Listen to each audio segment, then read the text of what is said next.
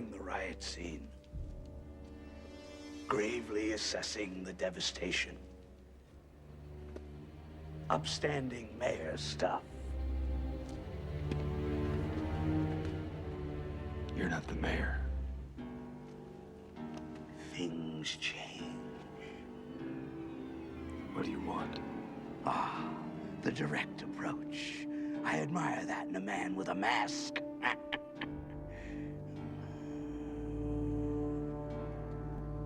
You don't really think you'll win, do you? Things change.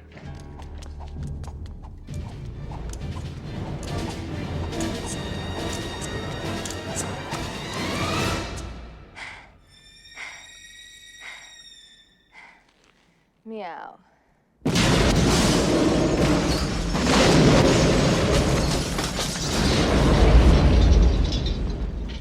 Welcome to the Superhero Cinephiles podcast. I am half of your co-host, Perry Constantine. And as always, I am the other half, Derek Ferguson. How are things going over by you, Derek? I'm pretty good. We've been going through something of a heat wave the last couple of days. It's been up in the 80s and 90s. Matter of fact, we've been running the air conditioner like constantly for like the last, 3 or 4 days. Fortunately, my wife and I, we're at that time of life. Our situation is such that we don't have to go out unless we want to go out. So we don't have to go out in the heat. That's good. And endure. And yeah, you know what? It gives me an excuse to stay home and watch movies. Mm-hmm. Good. Especially superhero movies. Very good. And we've had a bit of a heat wave over here too. Probably not as bad as where you are, but we also had a bunch of rain lately. Like 2 days this week. No kidding. 2 days. Twice this week we got evacuation notices on the emergency alerts on our phones for like the lower parts of the city because there's so much rain that there was like flooding going on, and they're worried about like landslides and that kind of shit. So fool. Oh yeah. I mean, we're fine. We're like up in a secure part of the mountain, so we didn't have to worry about anything. For us, it was just an annoyance. But yeah, they like blared the siren and everything. It was nuts. Wow. Gave you a good scare, huh? Not really, because it's happened a few times, so you kind of get used to it by now. Like we had a big flood situation. I think it was last year, where like I literally could not get to work because they had closed off the roads both ways going down the mountain. It never fails to amaze me as to what, as human beings, we can get used to. Yeah. The stuff that, okay, it scares the shit out of you the first couple of times it happens. But then if it happens enough times, it's like, yeah, okay. Mm-hmm. Yeah. And we just carry on. We go to work, we go to school. Well, like we were talking about just before we started recording, like, this year has been so crazy that, when my kid is growing up, they're going to say, like, they're going to see something crazy and they're going to be like, why aren't you surprised? And I'll be like, because I lived through 2020. That's why. Yeah, exactly. I mean, for those of us who make it through 2020, I don't think that there's anything that will ever surprise us again. Although I shouldn't say that, because every time I say that, some shit happens. And, last time you said that, we had murder hornets, so, Yeah, we have murder hornets, so, listen. Hey, you know what? I read something on Twitter the other day that they said that the news, instead of saying breaking news, it should just be, okay, what shit has done happened now? Yeah. Yeah, I think that meme started going around, like, 2016 or 2017, but it's so much more. It's like breaking news, and it says like, "Oh fuck, what now?" Yeah, right. Yeah, exactly. And that's just been like the past like 3 years. Like it's just been getting progressively more and more insane. Yeah, that's just what it should be. Oh shit, what the fuck done happened? Yeah, now? yeah. No. Instead of breaking news, because Because that's the world we live in now. Mm-hmm. That's it. That is the world we live in now. All right. So before we jump into the movie, we had there's some news that you posted about just today. I saw. So Ray Fisher apparently accusing Joss Whedon of abusive behavior on the set of Justice League. Yeah. And you know what? I posted it for the people who are in our group, and I love all of our group members who follow this thing, because for me personally, I'm so sick of hearing about Justice League. I don't know what to do. I don't give a shit anymore. I really don't. I don't care. It's not that all this energy expended into this thing is totally baffling to me. Well, I'm going to announce now that next week we're going to be covering Justice League. Oh, okay. Well, I'm kidding. I'm kidding. No. I mean, listen, if you want to do Justice League, I have got no problem, because Justice League, as it stands, the movie, I liked it. I didn't think it was the best Justice League movie that could have been made, but I didn't have the overwhelming hatred for it that, a lot of people do. Right. And, and as I've said before, I don't believe that this director's cut is going to turn out to be the holy grail that everybody think, people acting like this is the Ark of the Covenant, No. The Justice League movie. I mean, come on, let's be for real, because it's not, as you said before, quite accurately, it's not as if there was all these extra scenes that, never got shown, or that the movie was taken away from him. Right. Yeah. He left because of a family tragedy. So, yeah. So it's not, now, if circumstances were different and the movie had been taken away from him and there was a lot of footage he had shot that was suppressed, okay, that'd be a different thing we're talking about. But that's not what we're talking about here. Right. Yeah. Also, so about these allegations, like, there's not really a whole lot to it. Fisher he speaks in generalities, and then he also implicates Jeff Johns, saying like he didn't do anything to stop it. And of course, Jeff Johns and Warner Brothers, they denied that there was any of that had happened, that they'd ever heard any complaints or anything like that. But Fisher doesn't really provide any examples of what was going on. Now, that's not to say he's lying or anything, but and Whedon has had some stuff come out against him before, like when him and his wife divorced, his wife came out and accused him of being a fake feminist who was cheating on her. And so there's that whole thing as well. So it's not like it's out of the realm of possibility, but there's nothing. I think it should be investigated, whatever it is. But what pisses me off about this is the way the Snyder fans, they're treating this like red meat. Oh, well, of course. Like after I read that story that you posted, I went on Twitter and saw Josh Whedon was trending. So I click on it and read through some of the tweets, and Snyder fans are like, you think this is like their Mardi Gras. I mean, and to make it even worse, because they've got an axe to grind against James Gunn, right? Because when talk of the Snyder Cut first came out, someone asked him, "What do you think of the Snyder Cut?" And James Gunn just kind of flippantly replied, "Doesn't that have like 14 followers? Who cares?" Yeah. And then, so Snyder fans got righteously pissed off. How dare he insult our great movie that we've never seen before? And then, of course, James Gunn gets brought in to basically reboot Suicide Squad. So they're pissed at him for that, because the original was much more in Snyder Vision style. Yeah, exactly, yeah. So Alan Tudyk was asked about it. And, Alan Tudyk worked with Josh Whedon on a bunch of different stuff. And he said, look, I worked with Josh Whedon over the span of like 17 years. I wasn't on the set of Justice League. I don't know what happened there, but in my experiences with him, I've never seen anything like this, and that's all I'm going to say. Okay, fair enough. And that's fair enough. Yeah, you didn't see anything. You knew the guy for 17 years. Yeah, sure, go ahead. And you're not saying like it's impossible. You're just saying I never saw anything like that. Right, exactly. I didn't see it. Right, so, there you go. James Gunn liked that tweet. And the Snyder fans are now trying to cancel James Gunn because he liked that fucking tweet. I mean, this whole thing has just gotten so out of here. And see, going back to what you said about, that there wasn't any specific details mentioned in the allegations. But something, our society has deteriorated to the point that really now that's all you have to do. Right. You don't have to give any evidence. You don't have to give any proof.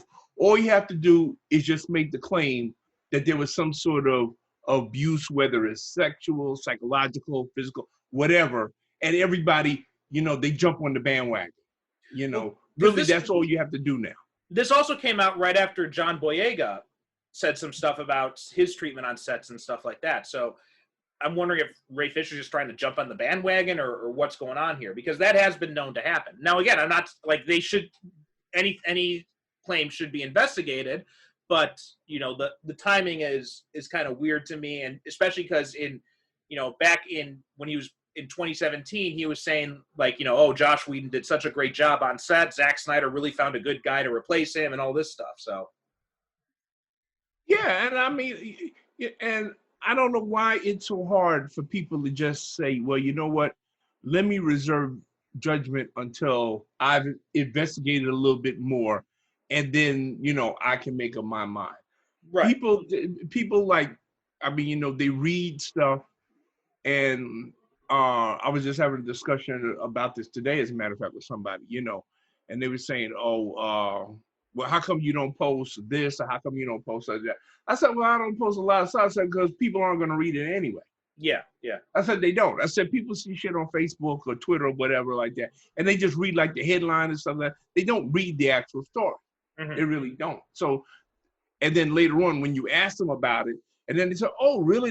Well, I posted the story. Didn't you read? Well, no, I just read okay. Well, then you don't know what you're talking about. Yeah. It's just that simple. I don't know. I came from a generation where people prided themselves on talking on subjects that they actually knew something about. Right. You don't have that now. People, they just spout any kind of bullshit that, that comes to their heads. And when you call them on it, they get mad. Right. Well, I'm sorry. But as an adult, when I talk to you on a subject, and you're answering me back, I'm going on the assumption that you know what the fuck you're talking about. Yeah. I also saw like some of these Snyder Films fans on Twitter going like accusing people who didn't like the Snyder Films of causing this abuse, essentially, right? Because they're saying like you didn't like the Snyder movies, and then now Josh Whedon's accused of abuse, and it's all your fault. I'm like, how does your brain even draw those connections? Yeah, exactly. Really, what kind of thought process do you have that led you to that conclusion? I mean, they're not even remotely related. I mean, not liking Snyder Films doesn't mean you wanted Josh Whedon to abuse people. Really, I mean, got nothing to do with what we're talking about. How do you even bring that into the, and it's just, oh my God, it's just, really. But that's why I limit my conversations to people such as you, my friend. Because, serious, I'm sorry, blame me all you want, folks. I got this quirk in me that I like talking to people who know what they're talking about. Yeah. Sue me. Really, I mean, well, with the way people are acting these days and the way 2020 is going so far, you better not make that dare. And know what? And the bottom line is, it's just a movie. Yeah. We have far more important things to put your energy and time and passion into than a friggin' movie. I'm sorry. Oh, wait. I got something coming in here. Okay, this is it's a court summons. Apparently some Snyder fanboys are suing both you and me. We're co-defendants for emotional trauma. Okay. Well, I will have my lawyers get in touch with their lawyers. That's what I have very good lawyers. That didn't take them long. Sheesh. You cats work fast. All right.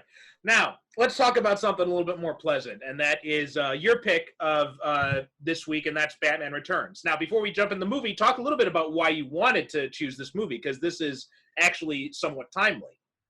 Yeah. As I said last week, my first choice was actually going to be Batman Year One, because I've been on an animation kick lately.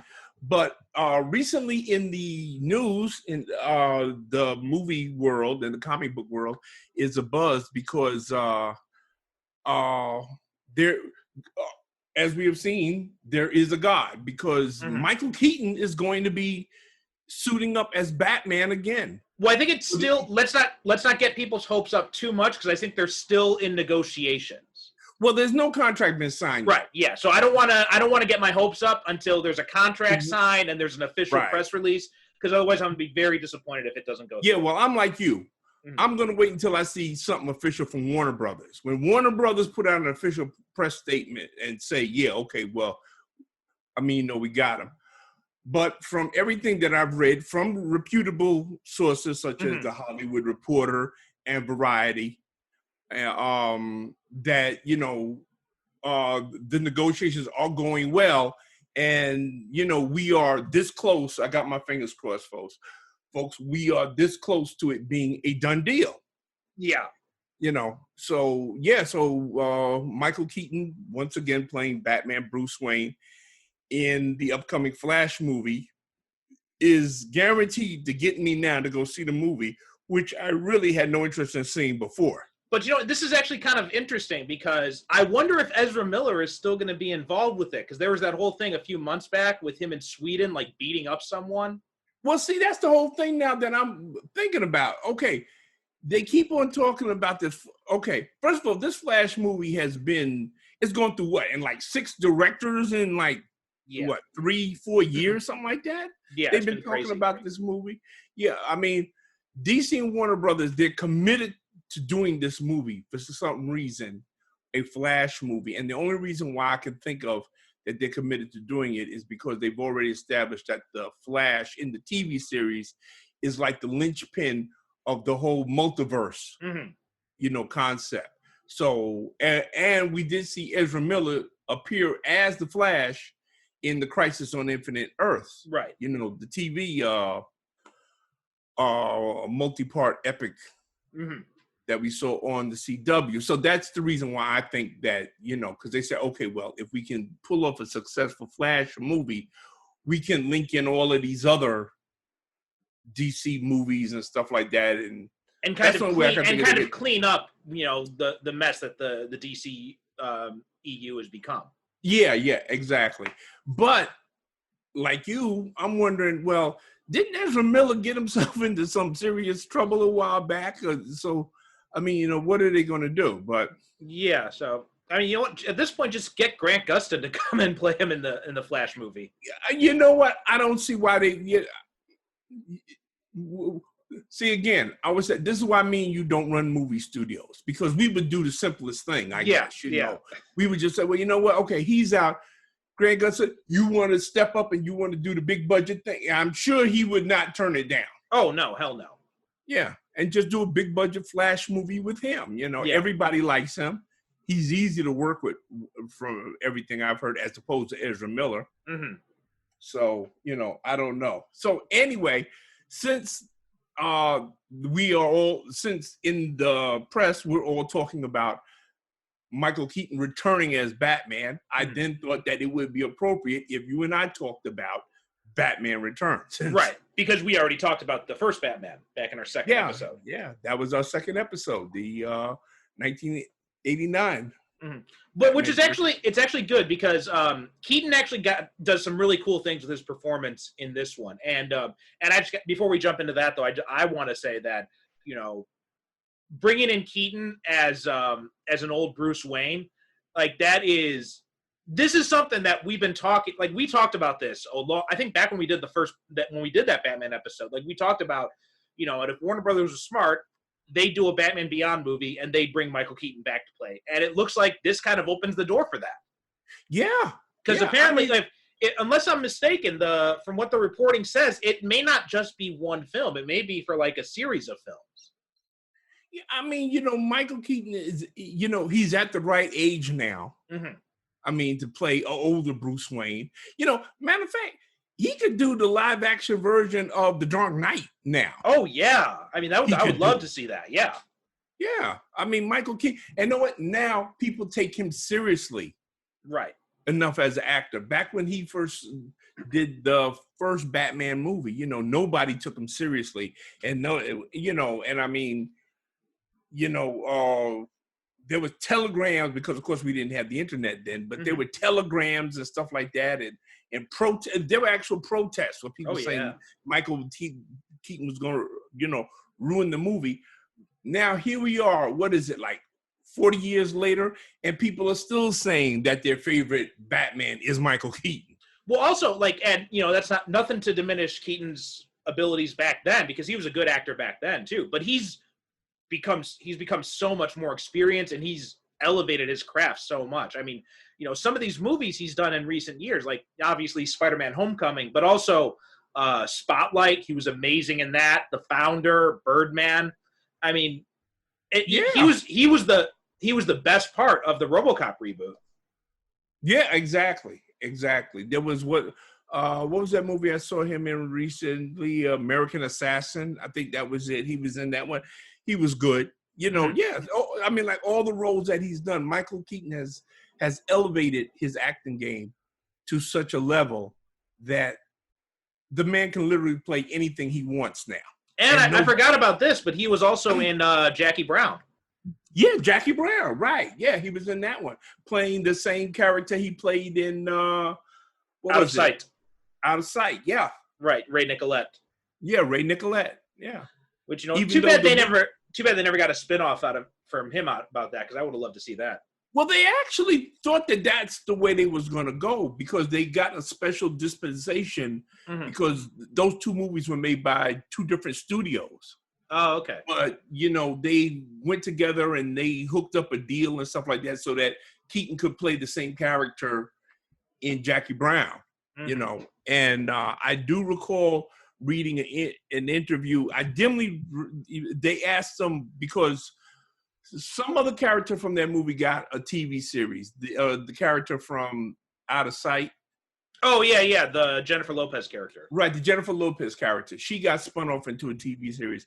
And they asked Keaton, would you like it if, like Ray, got his own set? And Keaton said, yeah, I'd be down for that. No problem. But, they do a lot of talking about things spinning off and stuff like that, and it never happened. Well, actually, that's a nice segue into this, because this movie was also, for a long time, there was supposed to be a Catwoman spinoff from this movie which would have brought Michelle Pfeiffer back and would have been directed by Tim Burton originally. And Tim Burton had actually worked on the movie for a little bit, but it ended up eventually morphing into whatever it was that Halle Berry gave us. Yeah, that was the original plan. This movie was intended to kick off Catwoman spin-off series. Yeah. Okay, now let's jump into this movie. Now, I remember I saw this movie back when it first came out in the theater in 1992. So I was like 9 years old when this came out, maybe 8, because it was probably like, because came out in the summer, so it was probably like right before my 8th birthday.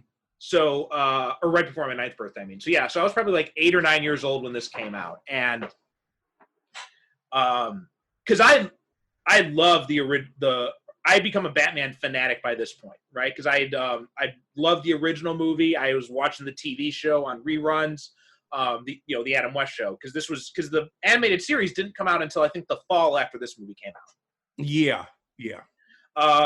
And like the hype for this movie, like you talked about Batmania in 1989, I was too young to remember that. So, but for me, my Batmania was 1992. Like I had bought all Batman stuff. I had like all the toys. I had like all these different clothes. I had like Batman t-shirts, Batman pajamas, Batman everything. Like I just I mean, there was a Batmania around this movie, of course, because everybody was, okay, before everybody was about, Tim Burton. Oh, well, they weren't sure about him as director. They wasn't sure about Michael Keaton. Forget about it. There were people lined up for months before this movie came out to see it, because now, of course, everybody loves Michael Keaton as Batman, and Tim Burton, he's a genius. He's revitalized the entire genre, which he actually did. He did. He actually revitalized the whole genre of what a superhero movie could be. So yeah, so now people were eager. This movie had an audience waiting for it. Yeah, and they really wanted to get the band back together, because Tim Burton did not really want to do it, right? He he didn't want to direct another film in the franchise, and he said that, I'll return if the sequel offers something new and exciting. Otherwise, it's the most dumbfounded idea. And then he went to do Edward Scissorhands. Sam Hamm did a few drafts of the script. And Hamm's script also had the Penguin and Catwoman, but they were going after hidden treasure. So it wasn't like this. And, Burton wasn't really interested in that. But he did like Daniel Waters, who wrote Heathers. And so he brought Waters on board to do Batman Returns. And so he had Waters do this rewrite, and Waters came up with this kind of social satire with, the evil mogul backing a mayor candidate, and the whole idea of the Penguin running for mayor actually came from the 60s TV show. There was a 2-part episode. Says here, His Honor the Penguin and Dishonor the Penguin. Yeah. Yep. Exactly. This is like an updating of that, classic 2-part episode. And what's interesting about it is, as you said, first of all, Tim Burton didn't want to do it. And they had to get Tim Burton, and Warner Brothers had to get Tim Burton because Michael Keaton said he wasn't going to do it unless Tim Burton did it. Yeah, right. Which is why we didn't get either one of them for the third movie, Batman Forever. Because, Michael Keaton, once he found out that Burton was out and Schumacher was in, he said, well, I'm out. Well, he gave it a chance. Like, he met with Schumacher and heard what Schumacher was going to do and what the studio wanted to do. And then after that, he was like, no, I'm out. Yeah. I don't think, he didn't think that he was going, which I can understand. And me, I'm a person I always admire and I respect loyalty. And his career certainly got a tremendous boost from doing these 2 movies. With Tim Burton. And I think that he felt that he owed it to Tim Burton to continue with him if he wanted to do it. And if he didn't, and just let those 2 movies stand alone, those 2 that they did stand alone, which I think was a wise move. I really do. I think it was a wise move on his part. Also, something else is that Billy D. Williams, they originally were thinking about having him come back because Harvey Dent was in early drafts of the script. He was basically in the Max Schreck role. And then, so that scene at the end when Catwoman kisses Schreck with the taser, that was originally supposed to be Harvey Dent. And that was supposed to be how he becomes Two-Face for the third movie. Oh, okay. Interesting. Another early draft, they were supposed to have, Max Schreck was supposed to be the Penguin's brother, actually. So whereas Max Schreck was like the golden boy of the Cobblepot family, whereas Penguin was the deformed outsider. So that would have been like something else that comes up later. I'm glad they left it just the way they did because, first of all, Max Schreck is a tremendously entertaining and interesting character on his own as Max Schreck. I mean, this is a character totally original. We've never seen him in any of the Batman comic books, anything like that. He was created for this movie, and Christopher Walken is obviously having the time of his life being a Batman villain. Oh, and he's so perfect in this movie. You can see he's having so much fun. Yeah. I mean, this is the first thing I ever saw Christopher Walken in. And, like I said, when I was a little kid, that guy creeped the fuck out of me more than the Penguin did. You know what? The Penguin, okay.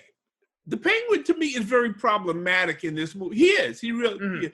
First of all, you could tell that this is the character in the movie that Tim Burton is really interested in. Yeah. He's really not interested in any of the other characters as much as he is in the Penguin. And Danny DeVito, okay. Speaking of people that didn't want to do it, Danny DeVito didn't want to do this at all. No. It was Jack Nicholson that talked him into it finally. Right. Because they're good friends. And Jack Nicholson said, finally said, listen, man, it's good money. Take the money, go put your kid through school. And finally that was the argument that persuaded Danny DeVito to do it because. And it's also the same argument he gave to Morgan Freeman when Morgan Freeman wasn't sure if he was going to accept for Batman Begins. Yeah. So you know what? They should probably send Jack Nicholson a check or something for all the times he's convinced people to be in a Batman movie.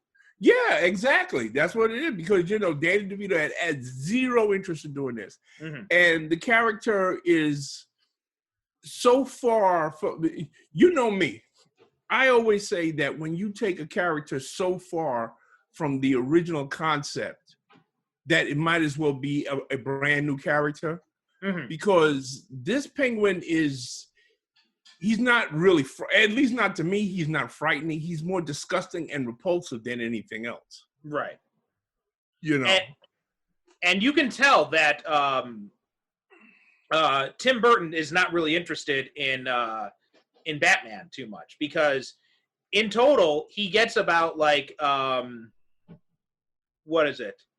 Like 25 minutes of screen time in his own movie. Well, okay, I remind you, we see Batman at the beginning of the movie when the Red Circle gang, which is a gang, Red Triangle gang, which and I believe you might have been the one that told me this. These are the guys that actually should have been the Joker's henchmen in the first movie. Yeah, it's so weird that the Joker has these guys in leather jackets with his face on it, whereas the Penguin gets the circus guys. Yeah, exactly. When ideally it should have been switched the other way around. Right. But okay, so Batman, he drives into the the celebration that they're having, and he rescues them from them, and then he disappears from the movie for about the next 10-15 minutes or so. Yeah, we don't see him as Batman again for a while until after, like, we see him again as Bruce Wayne. But yeah, we see him as Bruce Wayne, but we don't see Batman for a while. No, I don't think it's until after all this other stuff happens. Like, Selena Kyle becomes Catwoman, the Penguin and Shrek hatch their plan for him to be mayor and to start causing chaos in the city. And then when they start going chaos, that's when Batman comes up again. Yeah, because most of what happens in between is he's developing a relationship with Selena Kyle. Him and Max Shrek, they're business rivals. So they go in that power plant scheme that I still don't. And I watched the movie last night, and I've seen this movie maybe about like a dozen times, and I still don't understand Max's power plant scheme. No, but I don't get it either. Yeah, but so they're going back and forth with that. So yeah, it's a good while before we see Batman in action again. Yeah. And now that opening scene though. So first off, the movie opens with that kind of tells you right in the first few minutes who this movie is really about, because it opens on the Penguin's origin story. Yeah, bingo. There you go. And they spend more time. Tim Burton spends more time on the Penguin's origin story than he ever did on Batman's. And I like to stick in a little thing here. When I saw this in the movie theater, and people saw that it was Paul Reubens, aka Pee Wee Herman, playing the Penguin's father, people actually cheered and applauded. Do you know who's originally supposed to play that role, though? Who? Take a guess. Who else would have been perfect for that role at that time? I have Jim Nabors? No, Burgess Meredith. Oh, was he still alive then? Yeah, he was still alive then. Oh, okay. See, I had no idea. I had just assumed that by the time this movie was made, he had passed away. No, he died in 1997. Okay. But yeah, he was signed on. He was asked to play the part, and he was going to do it. But he got sick and he had to drop out. So then Burton went to his old pal Paul Reubens and asked him to do it instead. Yeah. And when he showed up on screen, like I said, when I was in there, people was going, "Oh, Pee Wee," and in the class. Well, also his what is it? Diane Salinger. She played the mother, and she was also in Pee-wee's Big Adventure. Yeah. So again, and which also, Tim Burton directed that movie, which a lot of people might not realize. Again, you got people that are loyal to you. You can ask them for a favor. You can say, "Hey, listen, can you come and step in and do that?" And they say, "Yeah, bam," and they're there. Yeah. So, but yeah, you're absolutely right. I mean, we start with the movie, the origin of the Penguin. We don't start a Batman movie with Batman. Mhm. You know, we started with, you know, a side character. But as I said, you know, you watch this movie and you realize that it's the villains that really interest Tim Burton. It's Right. not the hero. Yeah. And then said the Red Triangle Circus gang attacks, and you know, Commissioner Gordon arrives. Why the police commissioner is riding around in squad cars, I don't know, but he arrives on the scene, and he calls over the radio, you know, what are you waiting for? The signal. And in one of the coolest moments in the movie, you know, you see Bruce Wayne sitting in Wayne Manor all alone, and then the signal flashes in the sky, and there are these reflective panels that turn to cast the signal over him, and he stands up, and it's such a cool scene. But when you think about it, it's really impractical. It is. It's kind of impractical.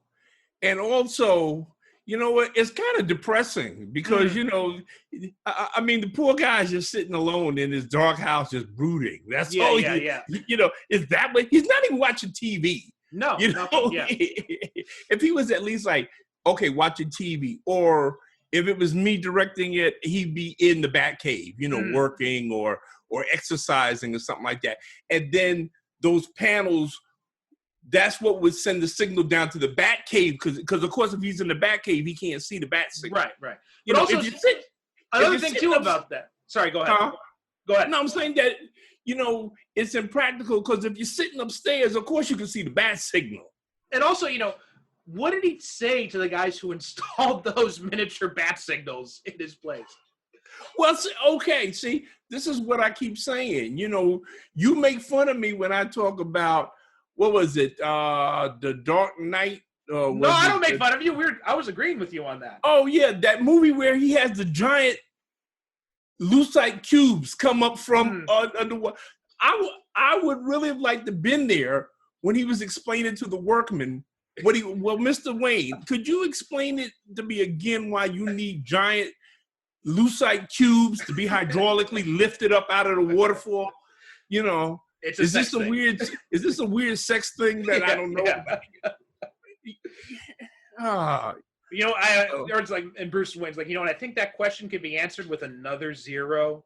Yeah, exactly. Yeah, exactly. I mean, yeah, I know the same thing with the guys who's installing these reflective panels. Like, Mr. Wayne, why do you need a miniature bat signal on your roof and then another reflective panel to reflect that bat signal right over your lone chair in your massive library where there's no table or reading table or anything? Yeah.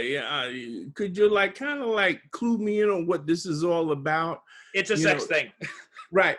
See, that's why I said if he was in the Batcave, it would have made more sense why he had those panels, and that would send the bat signal down into, you know, the Batcave where he would see it. But if you're sitting, and he's got huge honking windows in that thing. So if you're upstairs, you're going to see the bat signal. However, we should not let logic get in the way of spoiling, which is one of the most iconic scenes in any Batman movie. Yeah. You know, now if you're a Bat fan like I and you are, you know, you just get chills seeing that. Yeah. You know, I mean, like I said, it's an awesome scene. Like, it looks awesome, and it's such a good introduction to the character. It's just like within the story, it doesn't make any sense, but it still looks awesome. But it gets you by, you know, your bat nuts. Right. Exactly. Really, it does. It's emotional. It grabs you, and that's the main thing. Because, like I said, I was watching last night. I've seen it a dozen times. I still get chills when that bat signal comes flashing there, and he stands up, and I said, "Oh shit just got real." Yeah.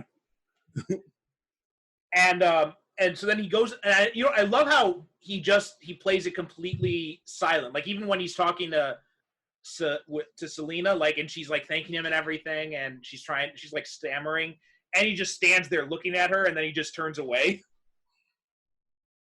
I like that because he's establishing Batman doesn't talk unless he has to. And if you notice, even in the first movie, he didn't do a lot of talking as Batman. No, he didn't. You know, he's not chatty. You know, Commissioner Gordon asks him something, and he gives him like a one-word answer. Right, and then you notice the mayor. I remember noticing this when you know, he comes in and he says, he's like, thanks for your help, Batman. He's like trying to have a conversation with him. And Batman's just like so brusque. And he's like, I don't want to talk to you type of thing. Yeah. And then the mayor comes up and he tries to join in the conversation. And Batman just keeps walking. Yeah, he walks away. I don't need to talk to you. I'm Batman. Yeah. Yeah. And that even goes back to when he pulls up in the Batmobile and it opens up. And he's walking towards Selena Kyle because one of the gang members, he has her. And he's just like knocking guys out of his way without even looking at them. Right, yeah. You know, he's very disdainful of them. You know, they're beneath his notice. I like the body language. And it seems to be that because since Michael Keaton has said in the past how cumbersome that suit was and he couldn't move, I like how he developed that body language for Batman when he's just knocking these guys out of his way as if they're beneath him. Yes, and not only is it the suit, but also, Tim Burton, even though he's good at a lot of things, action scenes ain't one of them. Oh, he's terrible when it comes to action scenes. So, like, he cannot direct an action scene to save his life. There isn't one noteworthy action scene in this movie.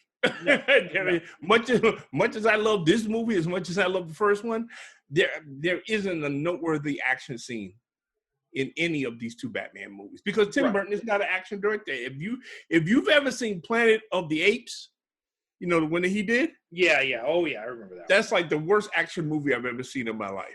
I remember seeing that on my birthday. That was a really depressing birthday. Oh, Patricia and I saw it in Florida. We almost got thrown out of the movie theater. Really? Yeah, because we were making so much fun of the movie. Yeah, we almost got thrown out there. People were complaining, and the assistant manager said, "Listen, y'all got to calm down."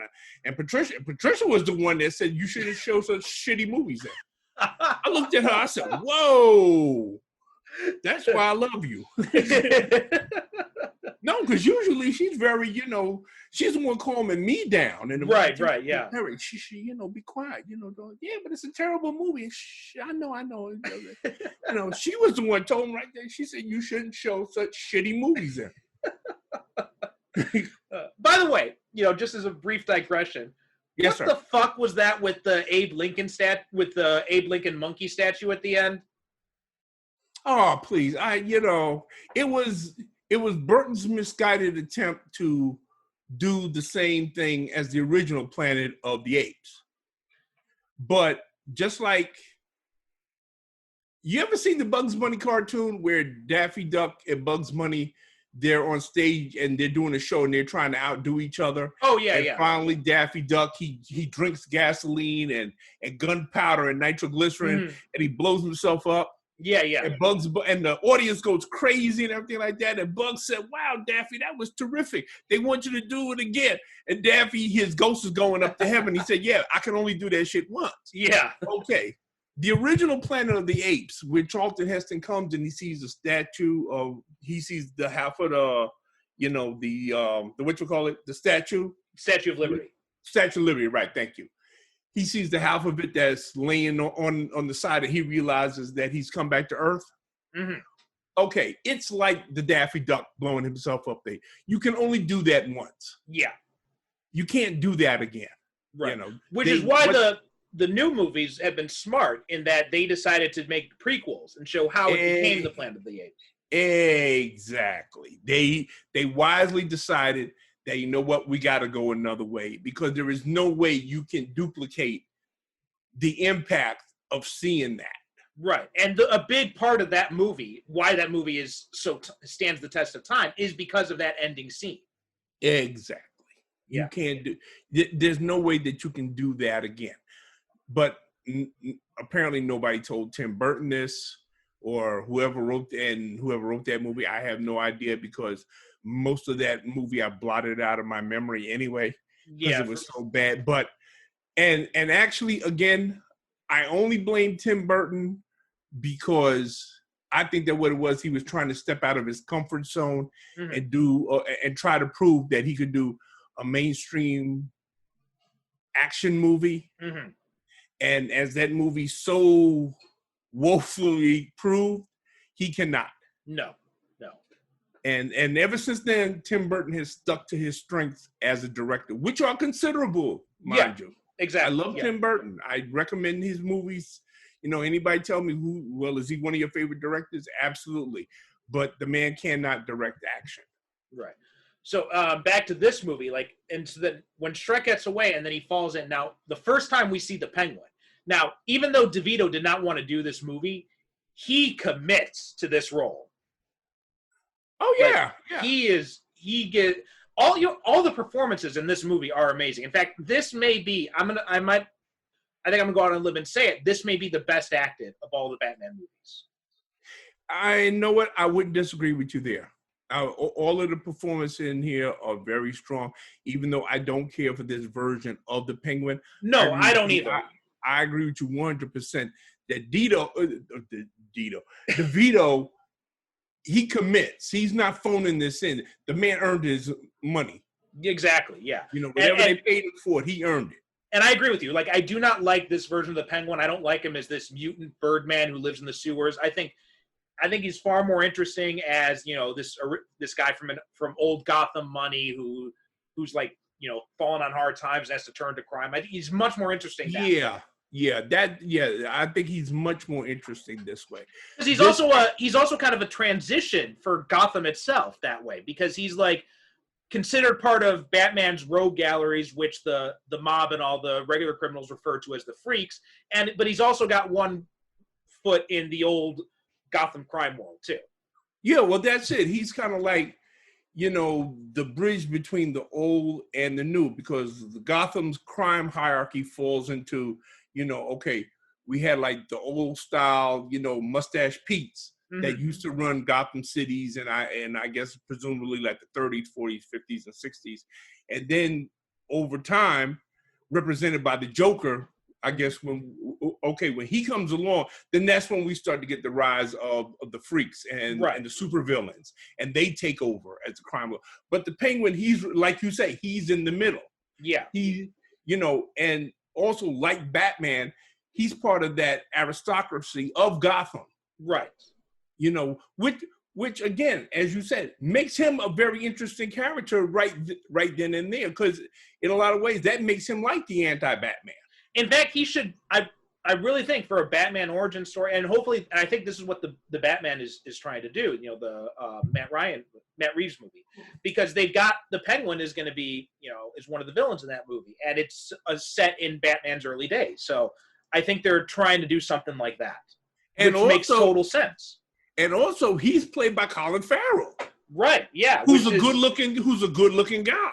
Which I'm really interested to see how they're going to spin that. Oh yeah. I mean, I can't wait to see him with the top hat and the monocle and everything like that. But I think that's probably what they're going to play off of. That he's part of that aristocracy of old Gotham, right? Bruce Wayne, and they both come from that old money.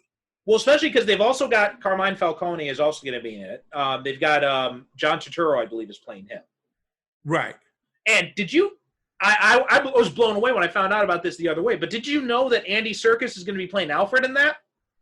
I did not know that. Yeah, I had stumbled across this article a few weeks ago, and I'm like, oh my God, Andy Serkis is going to be playing Alfred? And How did we not know this? I have no clue. And then I look at the date of the article, and it's March. I'm like, where the fuck have I been? Really? Yeah, and even more, he directed the second Venom movie.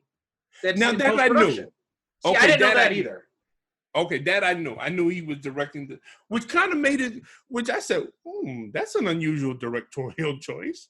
But it makes so much sense because he works so much with stop motion. He really knows how to, he's done so much work with stop motion.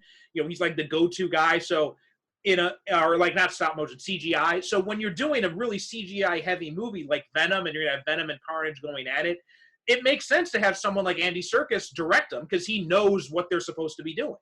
Yeah. But as far as that Alfred thing goes, I said, wait a minute, my fuse is all blue because I was like you. Well, where have I been?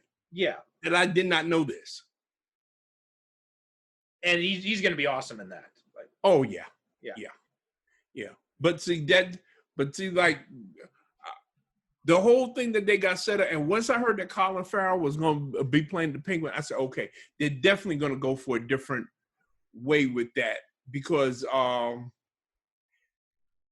Okay, here's my thing, and we've had this discussion many times before about the TV series Gotham, about how they screwed up, because the Gotham TV series, that's ideally what it should have been about. It should have been about that period when it was the crime lords and the gangsters and the mustache Pete's were running Gotham. Right.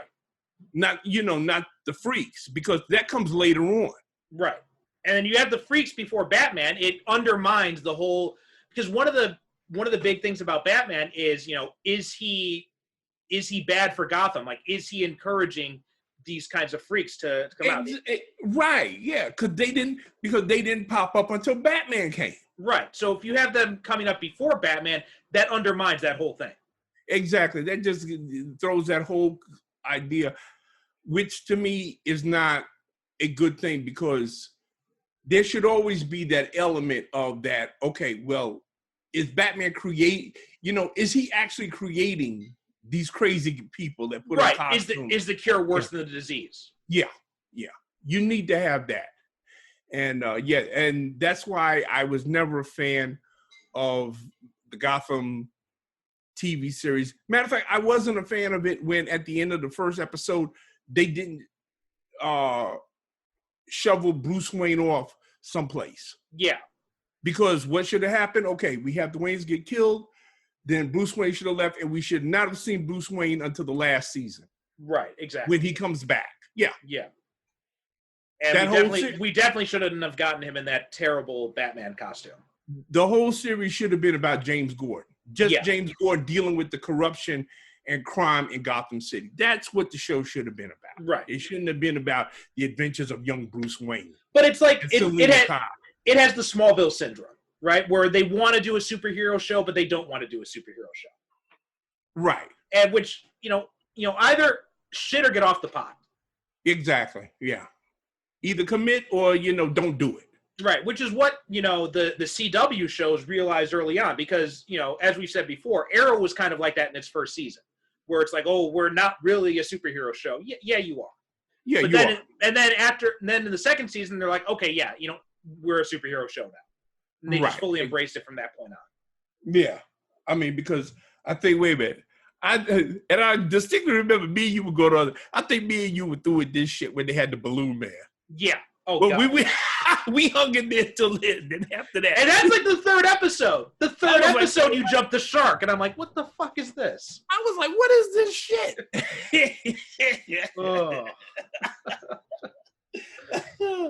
Oh Lord have mercy. Now, back to a good version of Batman. Back to Batman Returns. Okay.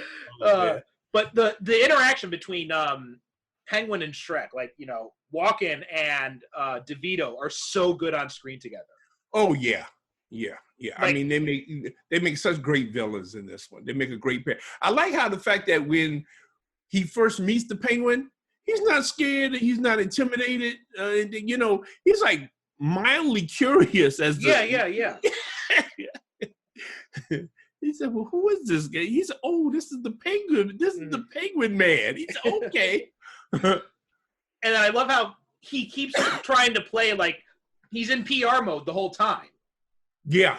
Right? He's like, "Oh, I think that's unfair." He's like, "I'm a businessman, tough, yeah, shrewd, okay, but I am not, but I'm not evil or anything like that." And he's like, yeah. Then he takes out the hand of his partner. Yeah, and like I said, nothing phases him. Like everything that the Penguin comes back with, he said, "Okay, well, I got your papers. That's everything." Mm-hmm. Well, I don't know what those are. You could have got those from anywhere. He's got the vial of, toxic fluid, anything like that. Oh, well, listen, again, that could have come from anywhere. If I knew this was going on, I would have took care of it. And I like how he always is in a businessman mode. When the Penguin proposes that they have an alliance, he says, "Okay, well, what's in it for me?" Right, well, why should I help you? What's in it for me? I love that, that Max Schreck is a guy that's never out of control. No. And that brings us to this scene where where he finds Selina in his office. And now the lead up to him pushing her out the window. This is the kind of stuff that Burton is good at. Like there's this slow build up and everything. And and just like, and Pfeiffer and Walken are great actors, so they're really selling these emotions, like, and then they break the tension at that last minute when he makes the joke about it, and Selena has like this relief come over her, and then he just shoves her out the window. Like, that was so shocking me when I saw it. Ironically, considering who she turns into, they're playing cat and mouse. Yeah. Oh, that's a good point. Yeah. They're playing cat because he knows what she's read, and she knows that he knows, and he knows that she knows that she knows. He said, "Well, what'd you read?" And she says, "Well, the thing with the power plant, and well, it's really technical, and I really don't understand it, but it's kind of like." If I had to tell it to somebody, it seems like, and he said, "Well, who would you tell it to?" And he's so calm and rational, and and she's just like, she's giving him these sidelong looks, and they're playing cat and mouse. Yeah. Oh, that's such a good point. I didn't even. Think about delightful scene. Yeah, it's a delightful scene the way they play it, because she's scared as shit because she don't know how he's gonna react. And he's just like, and he's very calm. And really. He said, "Oh, and how did you get into my computer?" She said, "Well, I." And that's the thing. Like, she's so nervous, she incriminates herself. Yeah. Right. Yeah. She's like, I even broke into the secured files. Like, wait, you broke into the secure files? Yeah. Why would you tell him that? Yeah. Oh, of course. Oh, of course. Now you're gonna tell your boss that you know how to get into his, that you broke into his computer where he keeps all this personal shit. Way to go, sister. No wonder you got pushed out a window. And then, now this, I think, gets the award for the dumbest scene in the movie after she gets pushed out the window, when the cats come and resurrect her. Oh, yeah, please. I mean, even to this day, I've seen this movie so many times, this scene always makes me roll my eyes. I always get up and I go get more snacks or something to drink or get more booze when the scene comes on. Because it's so stupid. And okay, and I can't be sure of, but I think I think that Batman Returns probably started the whole trope that as soon as you put on a costume, all of a sudden you get the ability to be an Olympic level gymnast and acrobat. Right. Because Selena Kyle, we are never told. The only thing athletic that we are informed of that she does is that she plays racquetball. Yeah. Because she makes reference to it when a boyfriend, he's supposed to take her away for a weekend and he doesn't go, and she says something like, "I should have let him win that last game of racquetball." Right. But we don't see like pictures of her like fencing, or maybe she was a gymnast in college, anything like that. No gymnastics trophies or anything like that. Right, nothing like that. But as soon as she puts on the costume, now she's able to, do martial arts and, jump around on rooftops and go toe-to-toe with Batman. Right. I think the reason for that is, I think the implication there is that she gained, like, kind of like a Spider-Man thing when the cats brought her back to life, which I still can't believe I'm saying that. That she gained like cat-like superpowers is, I think, the implication that we're getting there. Oh yeah. I mean, that's definitely the implication. But then again, that's a problem because now you're introducing a mystical element into Batman's world. Yeah, and it's not like a Ra's al Ghul element. Like, this one just does not fit at all. It does exactly. It does not fit at all. And it's such a disservice to that character too, because Catwoman is a really interesting and complex character in her own right. So to strip that away from her for, just because Tim Burton wanted more weirdness in the movie was a disservice. Well, much like the Penguin, exactly. This character is Selena Kyle in name only. Right. For all intents and purposes, this is a brand new character. Right. It is. This is, I guess, because he didn't want to take the time to set up a proper origin that we knew for Selena Kyle. I think it's just because he wanted more weird shit in his movie, because Tim Burton loves weird shit. Yeah. So I go along with that 100%. Yeah. Because And now we're talking about so much of this movie is about the performances. Like, even the story itself, like, I never really care much about the story when I'm watching this movie, but I love these performances. And a perfect example of that is we mentioned it before, but that Bruce Wayne Max Schreck meeting. Oh yeah, I love that. And this is where and this is the thing I love about Keaton's Bruce Wayne, is that he always plays it very kind of aloof and very kind of like absent-minded. Like in the first movie when, Vicky Vale asks him where Bruce Wayne is, and he says, "Well, I'm not sure." And then later he walks in and he follows them into that room of statues or whatever, and they're like, "Well, where's this one come from?" And Bruce Wayne goes, he's like, "It's Japanese." Like, how do you know that? Because I bought it in Japan. And they said, "Oh, you bought it?" Yeah. He's like, "Oh yeah, I'm Bruce Wayne, by the way." Yeah, and he says, "I'm Bruce Wayne." And there's something, I don't know, there's something about the way he says, "Well, I'm Bruce Wayne." Yeah. You know, and you buy it 100%. But I love that scene where he's just following them and he's just listening to their comments and everything like that. Yeah, and it's a kind of aloof absent-mindedness. Yeah. And the brilliant thing about Keaton's performance as Bruce Wayne is that you don't know if that's really him as Bruce Wayne, if that's really how Bruce Wayne is, or if he's just pretending to throw people off. Well, here's the thing. I think here's where we see it. It's him just pretending, because when he goes into that meeting with Shrek, you can tell, like, Shrek kind of feels like he knows how to play this guy. He's like, "Oh, this is dumb billionaire with the trust fund. I can con him into giving me what I want," right? And he's like, I con the Penguin out of into doing what I want. And then Bruce Wayne comes in there like ready for war. Yeah, and you can tell he's all about zero bullshit. Yeah. Now, yeah. This is not him, being absent-minded, anything like that. He's come prepared. Right. And he even throws shade at him and Shrek too. He's like, right? He's like, "Well, I don't have a boss like Cobblepot in my corner." Yeah. And for the first time, Shrek gets rattled. Oh, Shrek, yeah, Shrek, you come in here with your silver spoon in your mouth and everything. Yeah. I came up the hard. He starts throwing that shit at him. Yeah, I came up the hard way. I didn't. Yeah. I said, Bruce got to him. and Bruce is just sitting there like, I don't give a shit. Yeah. But you can tell he got to him. He started pulling. Anytime anybody got to pull out that they came up the hard way, yeah, and you got to him. And then when Selena walks in, and and Bruce switches, like it's like a switch. And I'm not sure if he's slipping back into Bruce Wayne absent-minded billionaire role, or if he's really starstruck by Selena. Yeah, exactly. Yeah, it's like that's what I said. That's why I love his performance, because you don't know if just because he's around it, he's just naturally slipping back into that absent-minded role that he plays.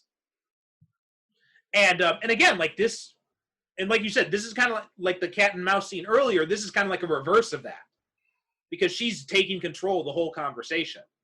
Right. It's a total reversal, because Max is shocked as hell to see her. Yeah.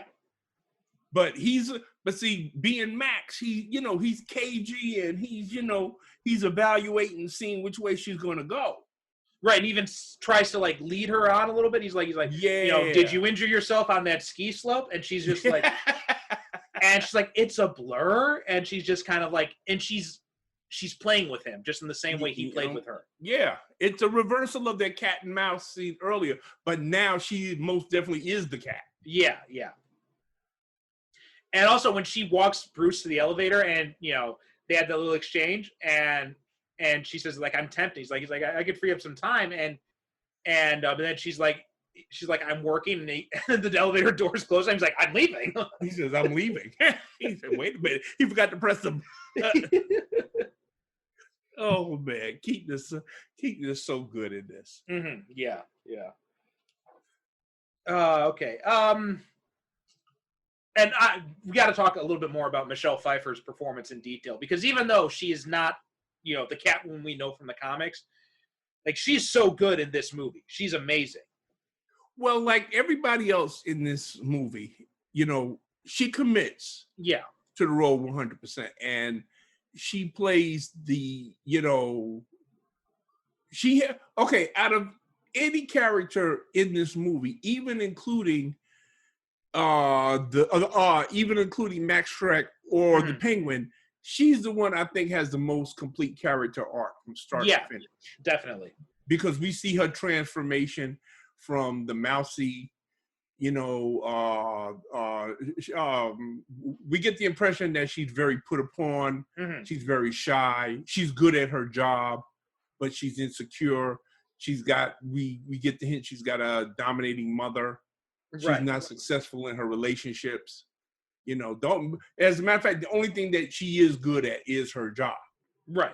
And when she's thrown out that window and she is brought back to life, she gains confidence. She gains self-respect. She gains all of these things that she didn't have before. And she's determined not to be used and by anybody. Then she ends up being used anyway. Yeah, well, that's the tragedy of this character. Unlike any other character, not even the Penguin has the tragedy of her character. No. Because, she ends up getting used again, despite all of her best efforts not to be used. And then, again, here's the tragedy. She finds love, but she won't accept it. Right. From Bruce Wayne. She won't, she actually refuses it. There's that really great scene where they're at the dance ball, the costume ball. And well, first off, like that's also amazing, the fact that, everyone else is wearing masks except for them. Except for them. Yep. Because not wearing the mask is wearing a mask for them. Yeah. Exactly. And a lot of people don't pick up on that, but everybody else in that ball around them is wearing masks except for them. Yeah. And it's because, like, them, when they're putting on the masks, that's who they really are. When they take off their masks and they go to things like this and they pretend to be normal, that is the mask they're wearing. And as a matter of fact, you know what? Every conversation that Bruce and Selina have in there, because they even have a conversation about duality. Every conversation that they have in this movie is really good. Yeah. Because you know what? They are both sensing the darkness in each other.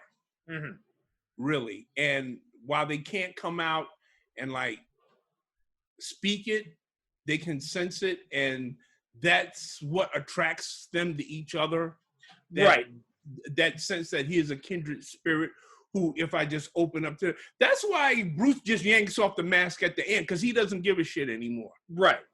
He yanks it off in front of, Shrek, who's he always cracks me up with that.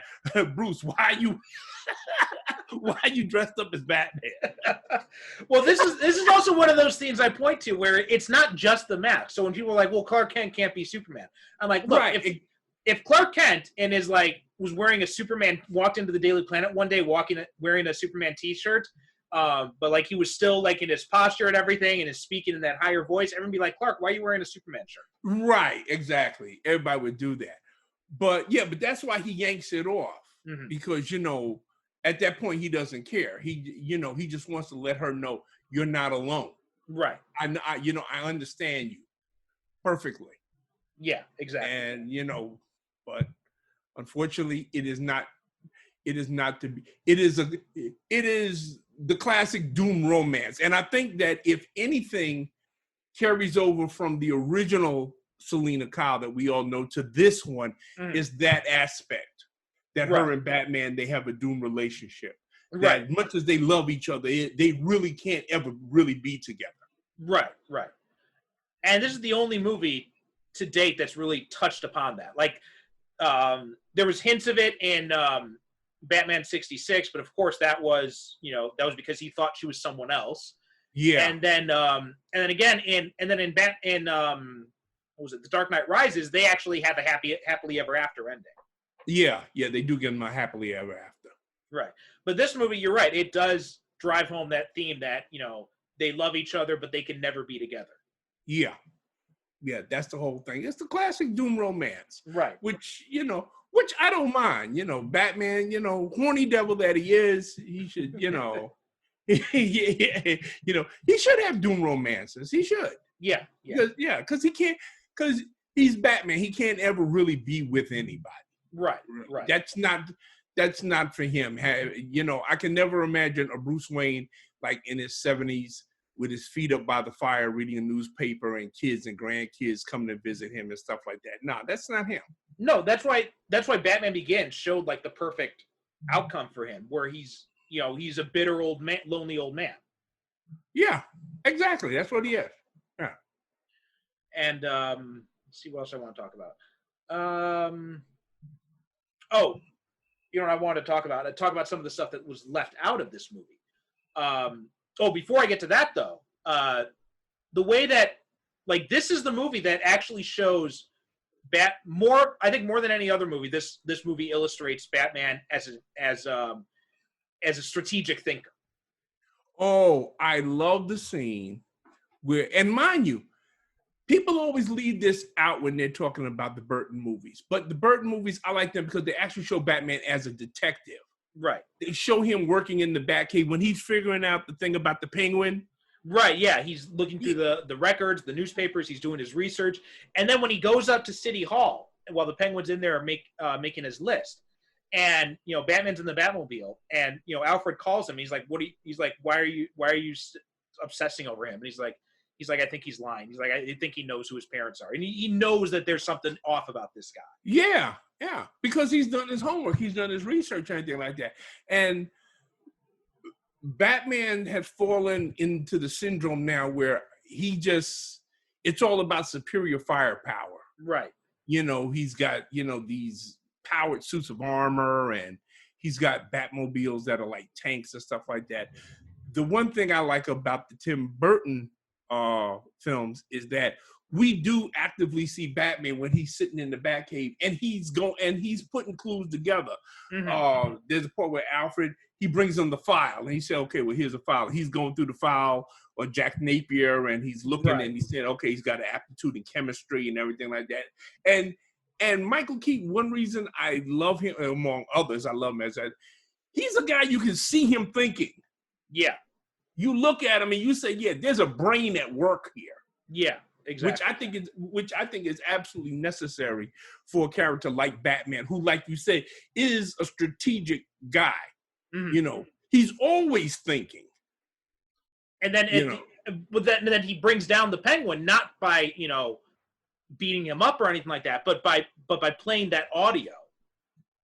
Yeah. Oh, yeah. He does a scratching thing. Yeah. Yeah. That's how he brings him down. And then I love the Penguin's line to that. He's like, "Why does someone always bring eggs and tomatoes to a speech?"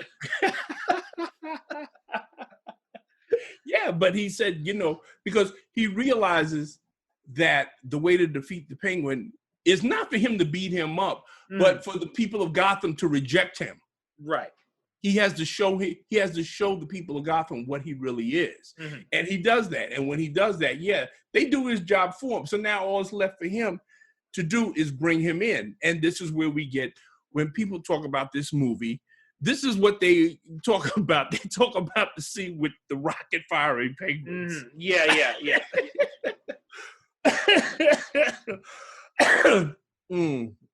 Which man. As crazy as Schumacher's movies were, I mean, there was some precedent for that with when you start having rocket launching penguins. Well, I mean, listen, if you're going to have the Penguin, why not have rocket launch? And because at this point, it's like one scheme after another. The Penguin has had about 3 or 4 schemes in this movie that don't work. Yeah. Mind you, he's got the first one where he's hooking up with Max Schreck and they're gonna make him mayor. Then he kidnaps all of the kids. He's gonna hold them for ransom. That doesn't work. So now he says, okay, well, you know what? I'm just gonna blow up Gotham with these rocket firing penguins, which I might add is one of my favorite things that I like in Justice League, when the Ben Affleck Batman and the Jeremy Irons Alfred actually make reference to this incident. Right, yeah. Yeah, I love that. Yeah. They talk about it. They say, remember the good old days when all we had to worry about was rocket firing penguins? And I remember they started to up they started to up the toy quotient in this movie, because you had and this is also kind of part of this movie, they took inspiration from The Dark Knight, because when the Batmobile is going crazy and it splits apart into that bat missile thing to go through the narrow alleyway, and then something similar happens in The Dark Knight. right? Oh, yeah, right, yeah. When the Bat Pod ejects out of the Batmobile. Yeah, the Bat Pod, yeah. And then you get the Bat Ski boat that he uses to, which only Batman would think, you know what? I got to build a vehicle in case I ever have to travel through the sewers really fucking fast. Oh, and when that thing showed up, everybody in the audience just said, whoa, what the hell is it? Like you said, only Batman would say, yeah, I need a ski boat to travel through the sewers, you know. But you know what? It's so cool we go along with it. Right, yeah. You know, it's so cool. It's just so cool that we go along. We should mention, though, we should take a little time before we go on to anything else. Mm-hmm. And that, because you and I always get into arguments with people about the Joel Schumacher movies and why there was such a great disconnect between the Tim Burton movies and the Joel Schumacher movies. First of all, I would like to say to people that, okay, Joel Schumacher, when he was brought on as a director, the decision, Tim Burton said, okay, well, I don't want to do it anymore. And Joel Schumacher was brought in. Joel Schumacher actually wanted to do Batman Year One. Right. That's now, here's the thing. Unlike Tim Burton, like Joel Schumacher actually was a fan of the Batman comic books. Exactly. Yeah. He was a dedicated fan of them, and he wanted to do a serious version, a straight serious version. Like I said, he wanted to do Batman Year One. Mm-hmm. That was shut down by the suits at Warner Brothers, who did not want a totally serious version of Batman because of Batman Returns. Right. Because now I didn't see this myself, and I don't know anybody else who had, but reportedly, there were kids that had to be taken out of the theater because the Danny DeVito penguin frightened them. So, well, actually, I was a kid, and I have very vivid memories of watching this. And when the Red Triangle Gang first appears in Gotham City, and there's this one guy, I think he's wearing like this big skull mask. Like with googly eyes. Right, it freaked me out, and I almost wanted to leave, but I'm like, no, I want to watch the rest of this movie, so I stuck it through. But yeah, I could see like kids being scared and like having to be taken out of the movie.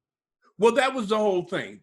The consensus of the suits at Warner Brothers that this movie was too dark, too depressing. Well, I mean, they spent the entire like 6 months leading up to this building it as a family-friendly kids movie.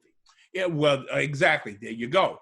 So you had a lot of people taking their kids to see this movie. Mm-hmm. And of course, you get scenes like Michelle Pfeiffer grabbing Michael Keaton's crotch while they're in costume and they're on the rooftop. And of course, the whole psychosexual thing that goes along with that. And then you got Danny DeVito biting off people's noses and eating raw fish. And making crude sexual remarks all the time. Like, right. That scene where he's like, and he's like, I'd like to fill her void.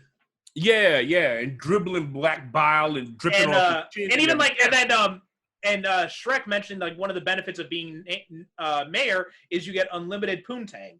Yeah, exactly. Let's put it this way. This wasn't the movie that Warner Brothers had signed on to get. Right. So Joel Schumacher was brought on board to do a completely different. So this is what they asked him to do. They said, well, Joel, we appreciate that that's what you want to do, but that's not what we want. This is what we want. Right. Now, here's the argument I always get into people when they say, well, Joel Schumacher, he should have quit. Well, why should he have quit? Artistic integrity. Why is it that people who know nothing about being an artist are always the ones that screaming about artistic integrity? Right. Joel Schumacher agreed to do the movie that they wanted to do. That's all he did. It's like if you go to work for McDonald's shows you how they want you to make a Big Mac, right? They're not interested in how Perry wants to make a Big Mac. Exactly, right. You make a Big Mac the way they want. That's what Warner Brothers did. They said, this is the Batman movie we want you to make. We want you to make a Batman movie where we can sell a lot of toys and Happy Meals. Right. And that's what he gave them. Now, could we have done without the bat nipples? There's a lot of things we could have done. Like, you're right. Your defense of Schumacher makes total sense, and you're absolutely right. That doesn't excuse the flaws in the movie, because the studio should never have asked for that kind of movie to begin with. Exactly. I am not defending the flaws in the movie. All I'm just saying is that I really get sick and tired of Joel Schumacher really getting hammered, and people hammered him for the bad, neglecting the fact that this guy was an extraordinarily talented filmmaker that made dozens of great movies. I go back to the 1970s where he wrote the screenplay for Car Wash. And as far as I'm concerned, that's pretty fly for a white guy. Any white guy that wrote the screenplay for Car Wash, he's all right with me. Okay, so here's something else about him. And now he once claimed, because he was an openly gay director, right? He once claimed. Do you know how many men he claimed to have slept with? How many? Take a guess. 10,000. You're actually not far off. 20,000. Oh, okay. He claims to have slept with 20,000 men, which is why, like, he never got pissed off about. He never let this all the criticism get to him, because he's too busy finding the next guy to have sex with. Yeah, well, yeah. This is a guy who definitely lived his life to the fullest. Yeah, I mean, this was a guy that knew who he was. He knew what his talent was, and me, I just get really pissed off when people just want to bring his career down to these two movies that he did for hire. These movies weren't, these weren't movies that he was like emotionally committed to, something like that. These were movies that basically he was a hired gun. He signed on to do the movies that Warner Brothers wanted him to do, not that he wanted to do. Because if he had did Batman the way he wanted to, it would have been a completely different movie. Right. Yeah. Yeah. So yeah, and we can talk more about Schumacher in another episode when we get to that point. Yeah. But what I want to talk about is some of the behind the scenes stuff, because this movie had some pretty interesting behind the scenes stuff going on. So one of them is that Michelle Pfeiffer was not originally cast as Catwoman. Originally, Annette Bening got cast. Annette Bening, yeah, I heard that. And Michelle Pfeiffer said that she was devastated when she heard that, because she really wanted this role. And then Bening got pregnant, so she had to drop out. And then Pfeiffer was able to take over the role after that. Also, Sean Young went crazy because she was supposed to be in the original Batman, but she they were filming a horseback riding scene, and she broke her hip or something, and she had to drop out of production. And they brought in Kim Basinger to replace her. So when she heard that they were making the second one, she wanted to be Catwoman so bad. Like, she would walk on the talk shows dressed up as Catwoman. Yep. She was like stalking Tim Burton and like. Yep. Oh my God. As a matter of fact, I do remember seeing her. I'm trying to remember what talk show it was. It was an afternoon talk show. I know it was an afternoon talk show, and she came on dressed as Catwoman. Yeah, but she did that. She made the rounds of all the talk shows dressed as Catwoman, and in character as Catwoman. Yeah. There was this one. Thing when. Do you remember that show, The Critic? You sure? And there's this one, like, it was such a great satire of the movie industry in the 90s. And there's this one scene when, like, Jay is forced to, like, sing, like, the Let's All Go to the Lobby song or something like that. And then, there's a dancer who's dressed as, like, a giant bottle. And, like, she gets pissed off with him or something. Then she breaks the head off the bottle, like, goes after him. And then his boss is watching it from another room. And he's like, I got to stop hiring Sean Young.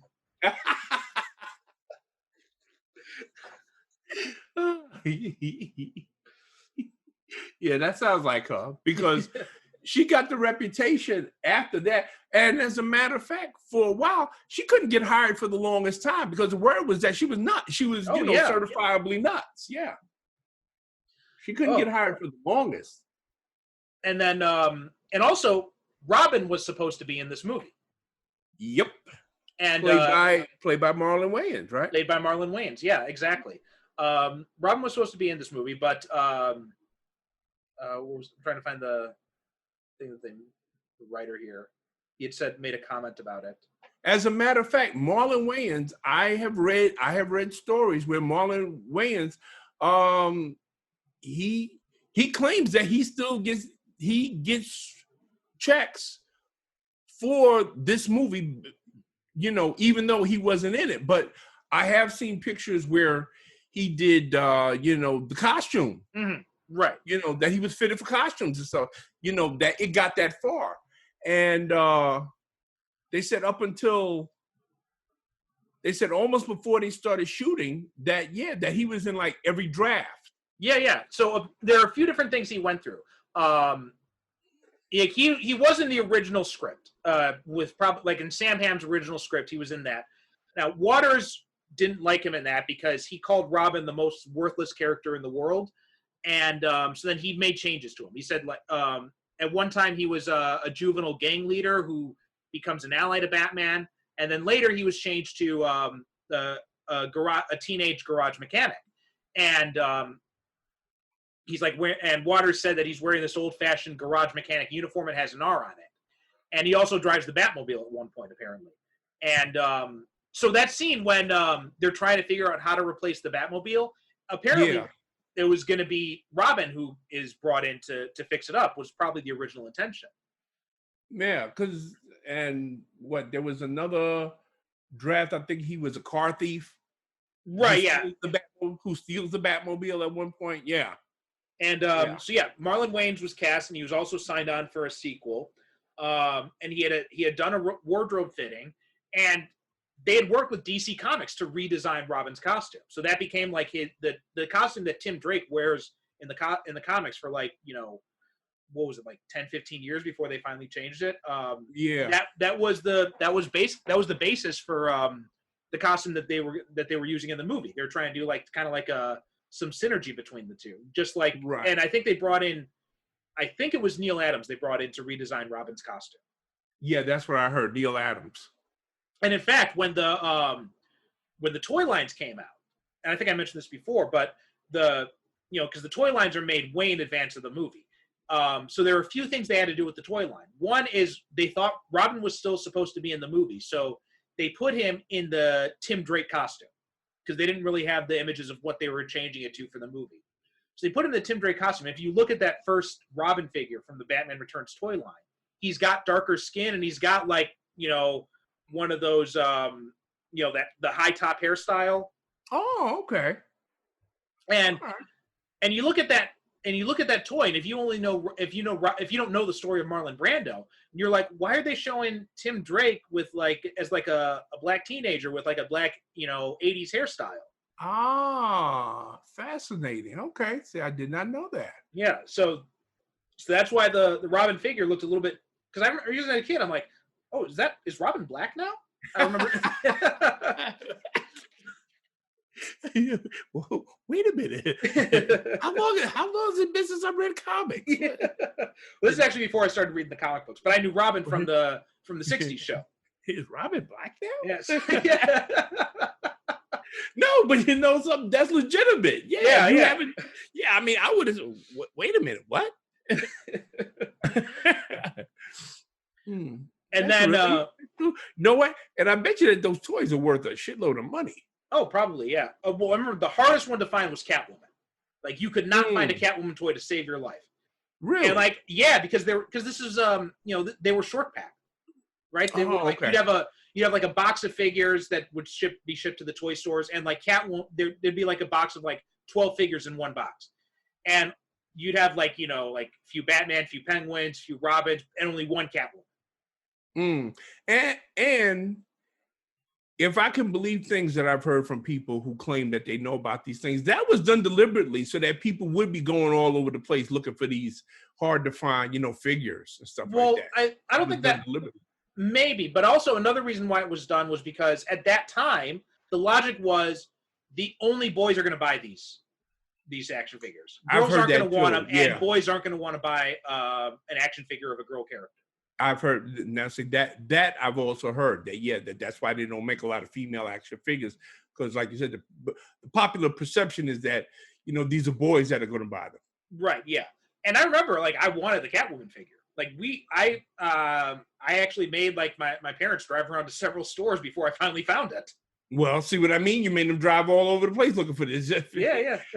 And you know something? Because eventually the parents is going to buy you something else. Right. Just listen. Here, take this Captain America doll. Yeah. Shut up. And also the Penguin action figure, because Danny DeVito's makeup was supposed to be a secret until the trailer was released. So they would not even let the toy makers see the makeup. Really? Yeah. So what they did was that if you look at those old figures, the Penguin figure just looks like the comic book Penguin.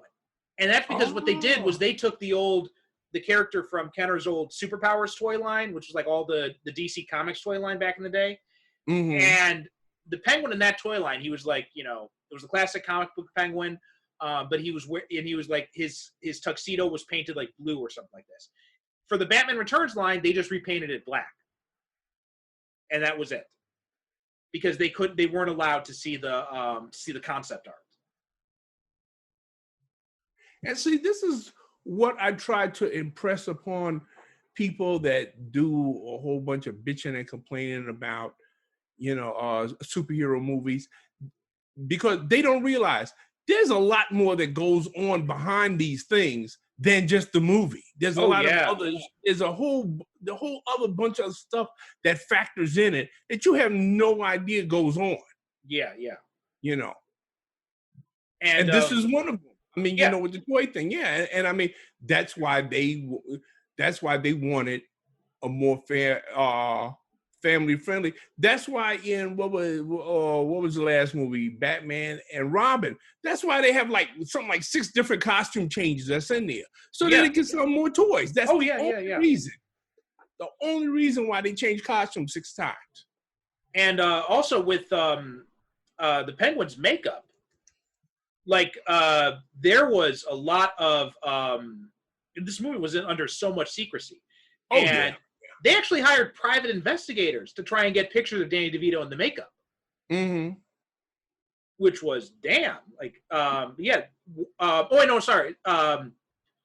So here's what it says. I got that mixed up. But so the art department was required to have their office blinds pulled down the entire day.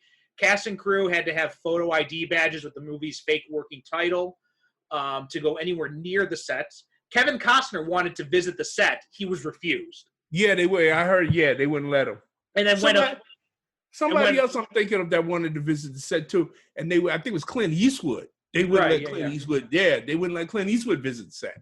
And then, so a magazine did get a photo of Danny DeVito as the Penguin, and then Warner Brothers hired a private investigator to track down who leaked the photo.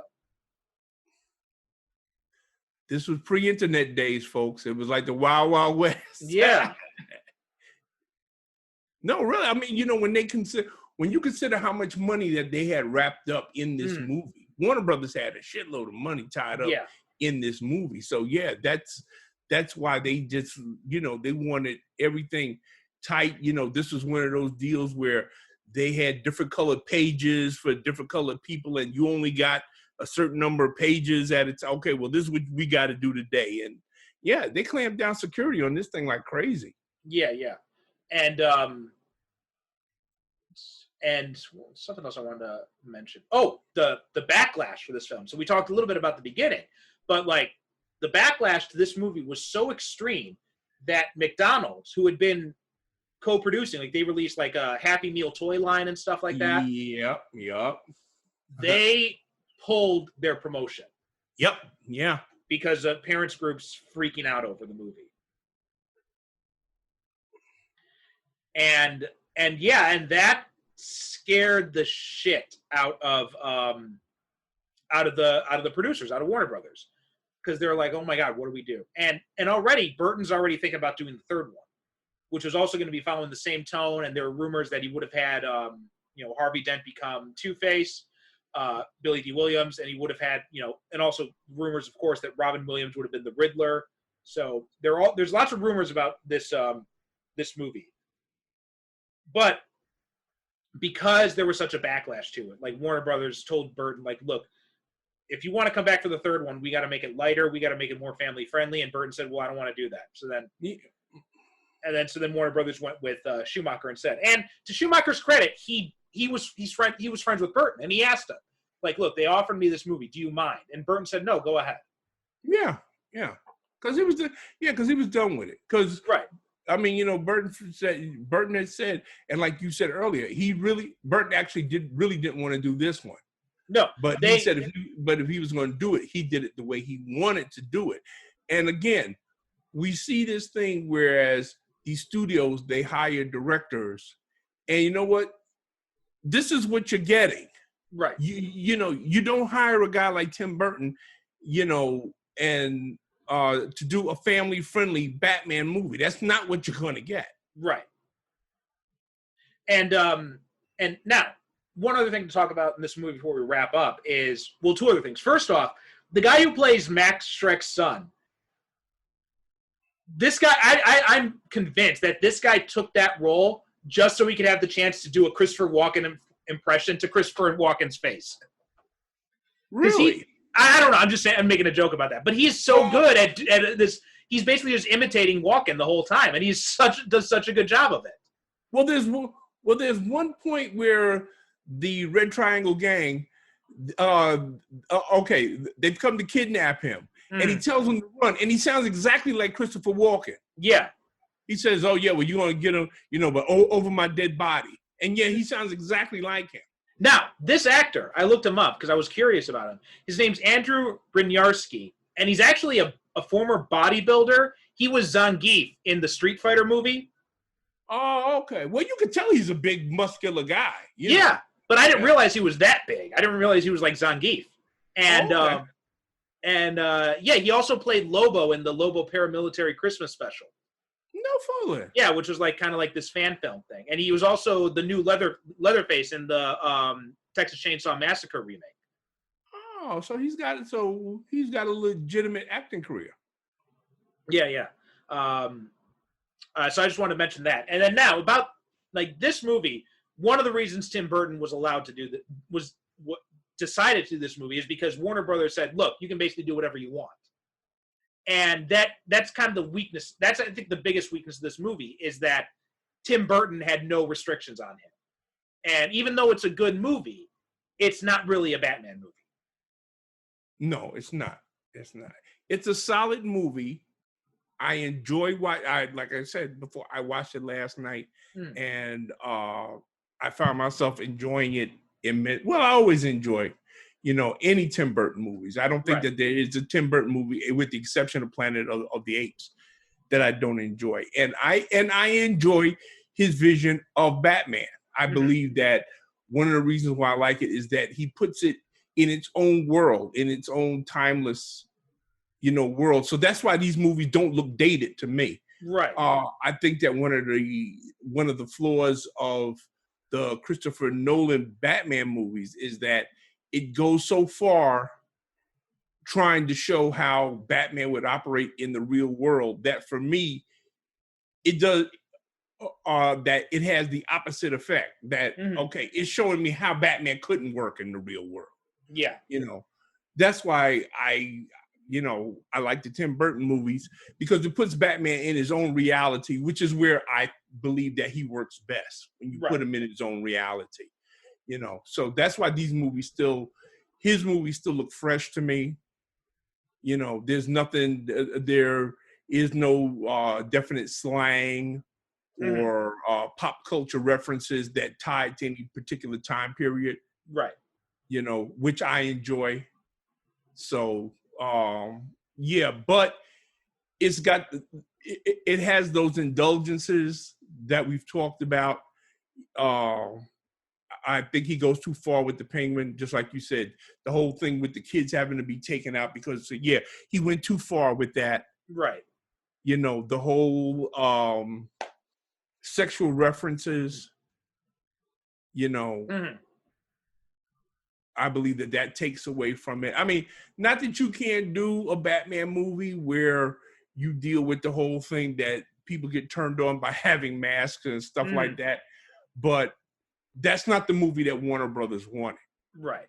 You know, so Yeah, I mean, there are definite flaws in this movie, but it's a but it is a satisfying movie for what it is. If Right. there was anything that I would do more of, I would have more Batman, of course. Absolutely, yeah, because he's only in there for like 24 minutes or something like that.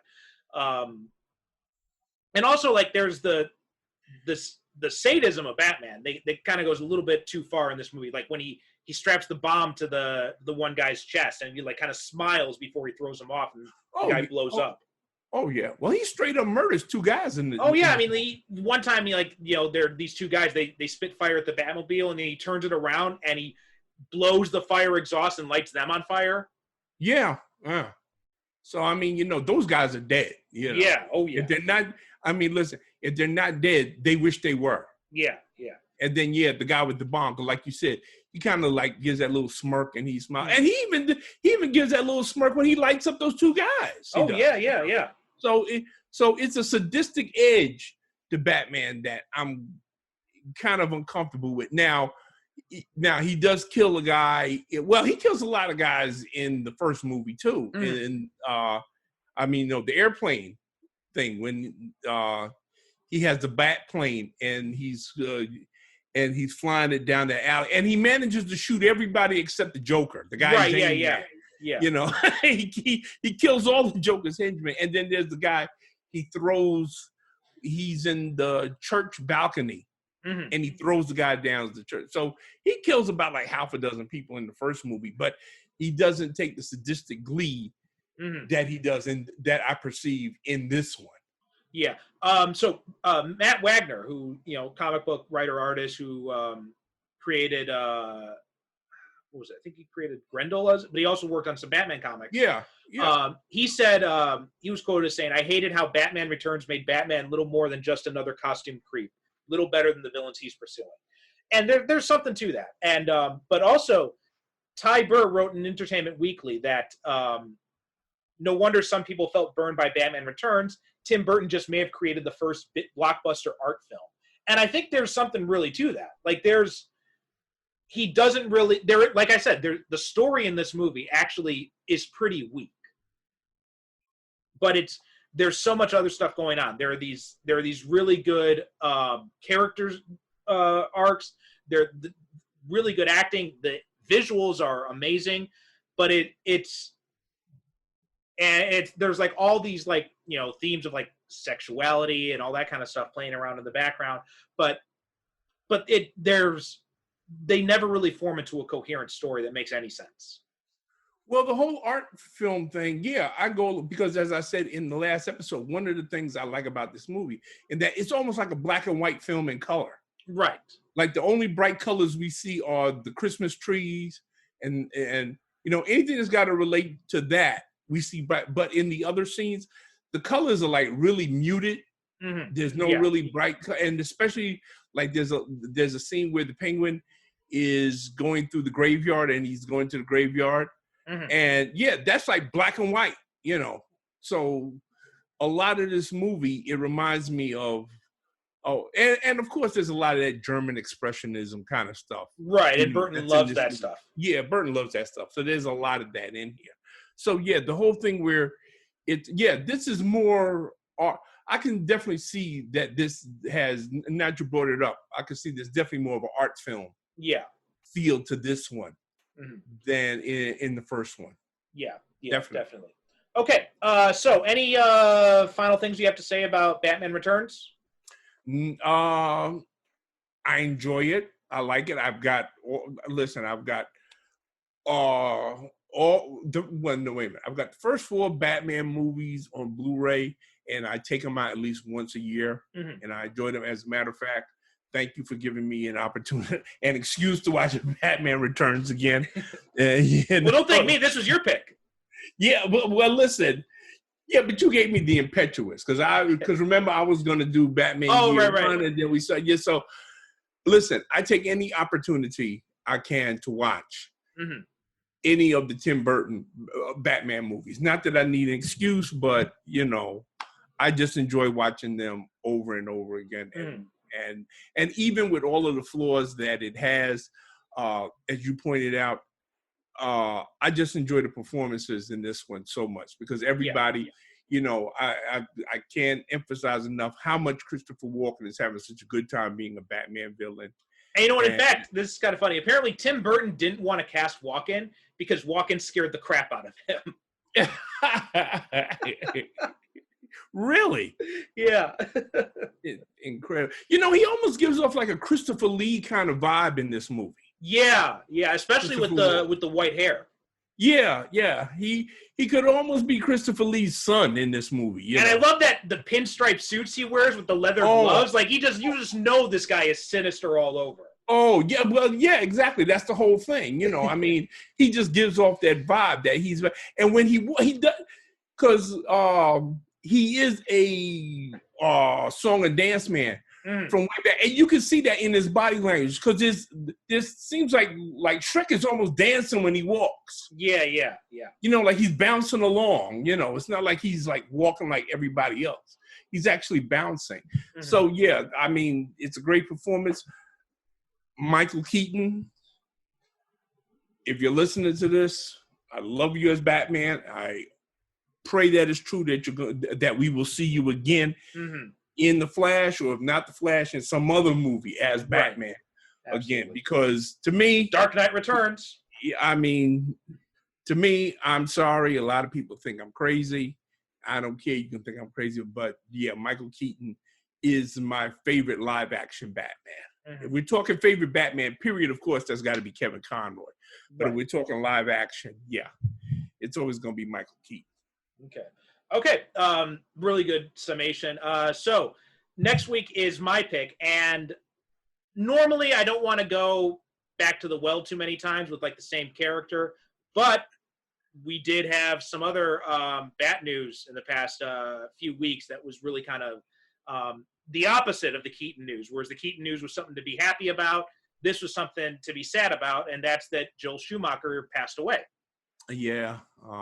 So I wanted to kind of talk about one of his movies. And so I was going back and forth whether or not to do Batman Forever or Batman and Robin. And I think I'm leaning towards Batman and Robin. What do you think? Okay. Okay, so we can do Batman and Robin. Now I want to do Batman and Robin because, you know, it's universally like despised. But you and me, we are not going to be spending the next episode bashing Joel Schumacher and bashing this movie, because even though it's got a lot of bad things about it, you and I have both kind of come to see it as one of those it's so bad it's good movies. And actually, for those of you that are listening to this, do this in preparation for our next episode. Watch the 1966 Batman with Adam West, and then watch this one. Yeah. And I think you'll get an idea of where I'm going to be going with that episode when we do it. Right. Okay. Just do that. Just do that experiment, folks. Yeah, that's a good way to do it. And that's part of what put it in my mind too, because after we watched 66 a few weeks ago, and I'm like, it started getting me thinking about it. Yeah. Okay. All right. So that does it for this week of Superhero Cinephiles. Head on over to the Facebook group, pop in and join in the discussion. Leave us a review on iTunes. You know, give us anytime you rate and review this show, then it helps boost us up, and they show it to more people so we can get more listeners. So boost the signal, folks. Boost the signal. Yeah. At Superhero Cinema Pod on Twitter as well, and on Instagram also. And that about does it for us. Thanks so much for listening, and we will talk to you next time. Okay, thank you very much. And as always, remember the coronavirus is still out there. Wash your hands, wear your mask, be careful. Good night. God bless.